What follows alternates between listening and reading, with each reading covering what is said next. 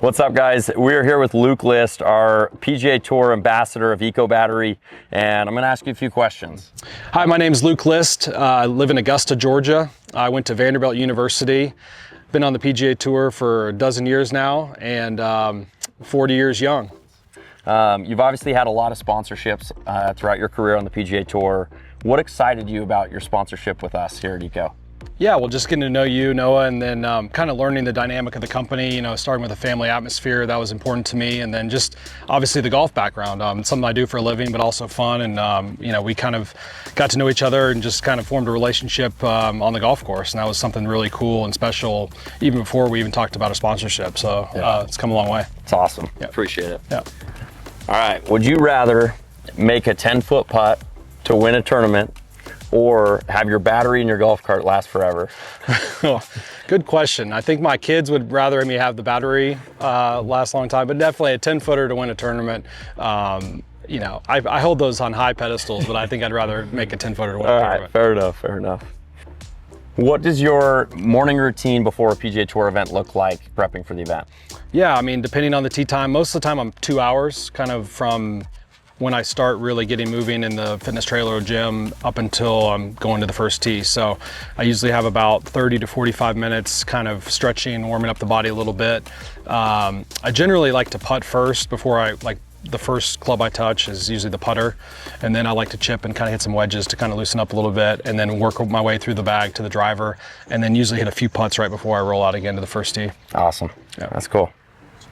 All right, Luke, what would you say to someone that's trying to make it on the PGA Tour? What does it take from a work perspective, the work that it takes to make it, you know, practice-wise? Yeah, I mean, it's been a lifelong journey for me. So I would say giving advice to junior golfers, play as much competitive golf as you can. And someone like yourself who plays a lot of tournaments, you know the difference between fun golf and then actually, you know, signing a scorecard. So, you know, for me at a young age, I was fortunate to play a lot of competitive junior tournaments, and I think that that's really important. I do think it's important to play all sports, but when you get to a certain level, you need to be trying to get the ball in the hole. You know, that means something, even with your friends playing little fun money games for $1 or whatever. But, you know, then when you progress through college golf and amateur golf, I think it's really important to, you know, time management's very important when you turn pro, because, you know, for a long time you've kind of structured with school and the way you're going about your preparation. But once, you know, once you get to a certain level, you're on your own. And, you know, I think for me, it took me a little bit of, you know, learning curve to figure that out, the right amount of time, the right amount of preparation, when to really,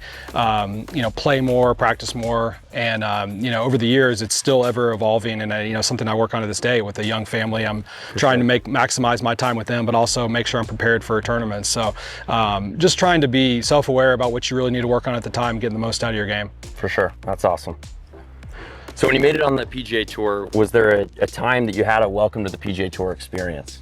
Yeah, I've got two stories, and I'll rewind to my first ever tour event was the 2003 US Open, and I got paired with some seasoned veterans, and you know, back then the through line was really important, where you walk and where you step on the greens, because guys were wearing metal spikes.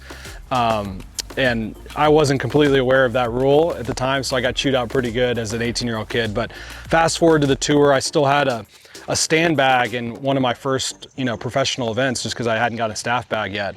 And Tommy Armour III was a veteran out there and could not believe that I had a stand bag in a competitive PGA Tour round as a pro. So there was some funny moments early. You know, the game's changed a lot, and now, like, it's cool to have a stand bag if you're a pro. Like, it doesn't really matter. So the old guard's kind of changing a little bit, but there was oftentimes a lot of, like, more just like where to be, where to stay, where to eat. A lot of that stuff you can pick up from the guys. And, you know, now I feel like I'm one of those, you know, old veterans that's kind of giving that advice.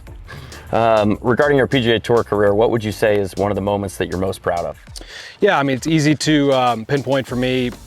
A couple wins on tour. I think my first one at Torrey Pines was probably the most special, knocking off that first one, having my family there. That was probably one of the defining moments of my career so far. Obviously, we'd like to answer that question in 10 years from now and have a couple more answers to that. But, you know, as far as like that first win, that was something that will always be special to me. For sure, that's awesome.